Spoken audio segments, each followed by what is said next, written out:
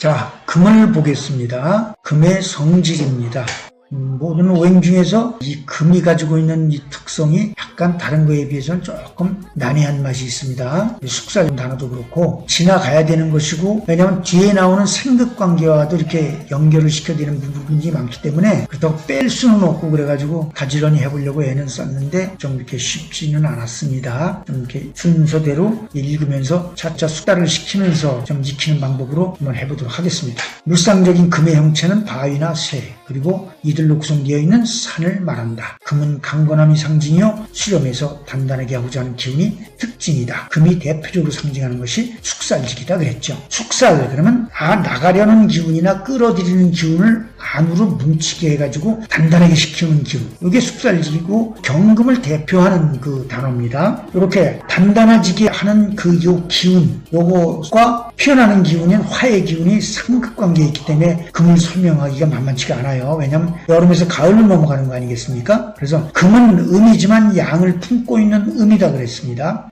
양을 품고 있는 음이에요. 결실은 금이기 때문에 음인데, 거기서 생명력이 또 살아있어야 결실다운 결실을 또 만들 수 있기 때문에, 그래서 음이지만 양을 품고 있는 음이다 그랬습니다. 양금은 수축의 변형인 숙살의 기운으로 끝없이 수렴과 저장을 하려 하고, 음금은 이를 한없이 단단하게 하려 한다. 응축이죠. 그래서 금은 가을을 의미하고 결실을 의미하며 씨를 의미하고 자식을 의미한다 그랬습니다. 상징적이죠. 피어나고 팽창하려는 화의 기운과 수렴해서 저장하려는 금의 기운은 상극, 서로 경계를 두는 관계다. 여기서 이 말이 나온 이유는 여름에서 가을로 넘어가기 때문이죠. 즉 여름은 화, 가을은 금이죠. 극의 관계입니다. 화극금. 그건 이제 뒤에 나오는 개념이지만, 근데 생의 관계는 넘어가기가 수월해 보이지만 극의 관계는 중간에 뭐가 도와주지 않고 넘어가기가 쉽지가 않다. 지금 그 말을 하려고 그러는 거예요. 따라서 팽창하려는 기운을 수렴하려는 기운으로의 극한 변화를 이루려면 토가 보듬어주는 작용력이 없이는 불가능하며, 새는 달구면 더 단단해지듯 가을 음화의 담금질이 없다면 역시 불가하다 그랬습니다. 이 내용은 팽창하려는 기운을 수렴하려는 기운으로의 완전히 극한 변화를 말합니다. 그래서 이때 중간에 이를 보듬어주는 작용력, 즉 토의 작용력이 없이는 불가능하다, 그걸 얘기를 하는 겁니다. 수렴하고자 하는 금의 기운은 생동력으로 세상을 덮으려는 목의 기운과도 상극관계다. 그러나 극양지기인 화의 기운과는 상극의 성격에서 큰 차이가 있다 그랬습니다. 목은 금이 극을 하지만 금은 화가 극을 합니다. 그렇기 때문에 그런 차이가 있는 건데, 이 부분은 나중에 극을 공부할 때 다시 나와요. 다만 금은 화에서 금으로 넘어갈 때, 여름에서 가을로 넘어갈 때의 작용력, 거기다 포커스를 맞추고 있는 거죠. 생동력인 목기운을 바탕으로 4월 입하에서 피어나는 화기운은 꽃 속에 금이 씌인 결실의 기운을 품고 있으며, 꽃이 피면 필수록 결실의 기운도 함께 성장해 간다 그랬습니다. 생동력인 목기운을 바탕으로 4월 입하에서 피어나는 화기운 그랬죠. 목생활을 얘기하는 거죠. 봄 다음에 바로 여름으로 넘어가는 거는 생으로 넘어가기 때문에 수월한데, 여름에서 가을로 넘어갈 때는 극이다 그런 얘기입니다. 그 차이점, 그걸 좀 얘기하고 있어요. 그리고 또 꽃은 화입니다. 근데 안에 꽃과 함께 있는 그 결실은 금이죠. 극의 관계라도 이 결실은 꽃의 범위 내서가 아니면 자랄 수가 없다는, 여기서 극의 관계는 절대 가로막고 누르고 막 부정적인 것으로만 쓰이는 게 아닙니다. 원래 극이라는 개념이 이 꽃이 없으면 절대로 이 결실이 자라날 수가 없다는 그 한계성, 그게 극이에요 원래는. 근데 극의 설명이 없이 이걸 설명을 하려니까 조금 낯설죠. 아무튼 이 정도에서 이걸 이해를 하길 바랍니다. 꽃이 피면 필수록 결실의 기운도 함께 성장해 간다. 왜? 꽃의 범위 내에서 결실이 자라니까요. 이때 자연스럽게 이들을 한 몸으로 묶고 가을로 넘어가게 하는 것이 바로 작용력, 즉 대지의 작용력이다 그랬습니다. 화생토, 토생금으로 중간에 토 역할을 한다, 그런 얘기죠. 그래서 생동력을 상징하는 목기운과는 사뭇 다르게 볼 수는 있지만, 음극 즉 양생이요, 양극 즉 음생이란 이치가 있듯이, 봄의 정점인 춘분에서 금기운이 시작되고 가을의 정점인 추분에서 목기운이 시작된 데는 이치가 있다 그랬습니다. 그리고 이뿐만 아니라 한여름인 하지에서 겨울에 씌인 수기운이 시작되고 동지에서 화기운이 시작된 데는 이치가 또 있다 그랬죠. 요거 전부 뭡니까? 음극 즉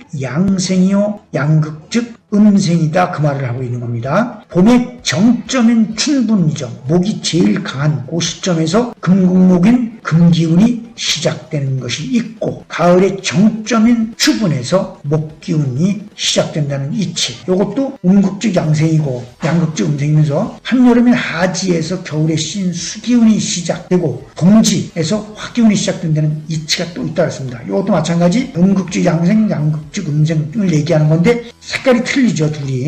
겨울 보면 음에서 양으로 넘어갈 때 동지에서 음에서 양으로 딱 넘어가는 그 순간에 화의 기운이 거기에 배어있지 않으면 양으로 넘어가지 못합니다. 그걸 얘기하는 것이고, 또 양의 기운인 극점에 이르는 하지에서 화의 기운에서 금으로 넘어갈 때 음의 기운이 처음 생기지 않으면 가을로 넘어갈 수가 없다는 이치입니다. 이 이론은 나중에 본격적으로 15행의 활동 시기를 설명할 때 자세히 나옵니다. 예, 지금은 이렇게 가벼운 운만 띄었다 생각을 하시고 공부를 해주시기 바랍니다. 금은 결실을 의미한다. 그래서 방향은 서, 하루 중엔 저녁, 1년 중엔 가을, 인생에서는 장년기, 그리고 오른쪽이 서방을 의미하므로 지역적으로는 전라도, 세계적으로는 미국, 유럽 등을 상징한다. 이 위치적으로 말하는 거죠. 그래서 한국과 일본은 동, 그러니까 목을 의미합니다. 근데 서, 그러면 서양 쪽은 금을 의미하겠죠. 그리고 우리나라로 따지면 강원도 쪽이 목이고 이 전라도 쪽이 황해 쪽이 금을 얘기하겠죠. 그럼 경상도 쪽 남쪽은 화를 얘기할 것이고 우리 서울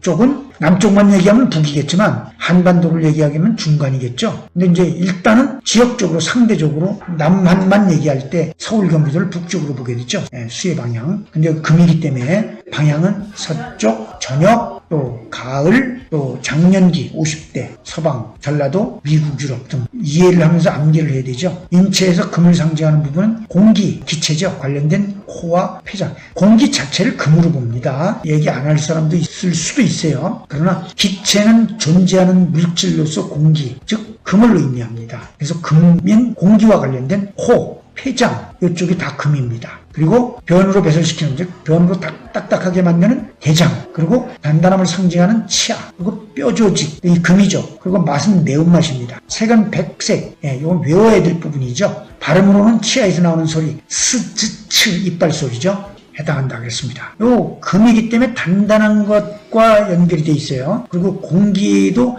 기체로서 물질입니다. 이 기체로서 금을 상징합니다. 그래서 공기와 관련된 코, 그리고 폐장, 음식 찌꺼기를 단단하게 변으로 배설시키는 대장, 그리고 역시 단단한 치아, 뼈, 이게 다 금과 개념이 같다. 그래서 이 금으로 봅니다. 그리고 맛은 숙살직이니까 맛은 매운맛, 색깔은 백색입니다. 발음은 역시 치아에서 나오는 소리, 시옷, 지읒, 치, 이빨 소리, 이것이 해당된다 그랬습니다. 자동차는 목성격의 가속기에 상대되는 브레이크죠. 반대로 금의 마음은 장년기의 마음이다. 중후하고 무게가 있으며 믿음직한 성향이 있으나 수렴과 저장을 상징하므로 양인 긍정적인 놈보다는 음인 부정적인 성향이 강하다. 단단함으로 의리가 있고 숙살에 의함으로 매운맛이다 그랬죠. 여기서 양인 긍정적인 놈보다는 음인 부정적인 성향이 강하다 그랬습니다. 요거는 말 그대로 부정적인 개념으로 이해할 것은 아니에요. 왜냐하면 양인 화는 팽창, 밖으로 퍼져나가려고 하는 그런 면을 상징하기 때문에 긍정적 그랬지만 결실의 기운은 안으로 끌어들여서 수렴을 해가지고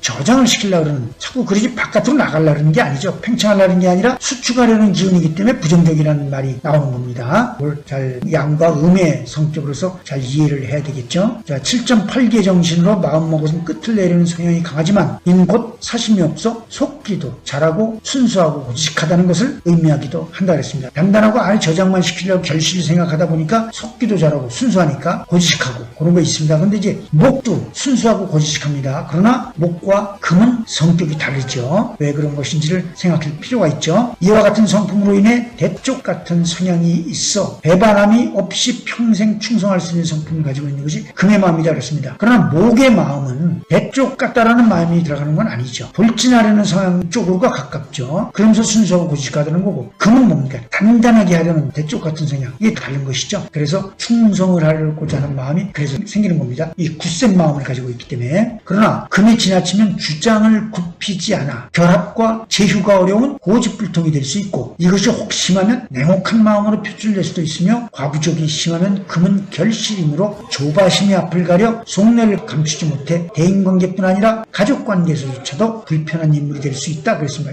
이건 단점이죠.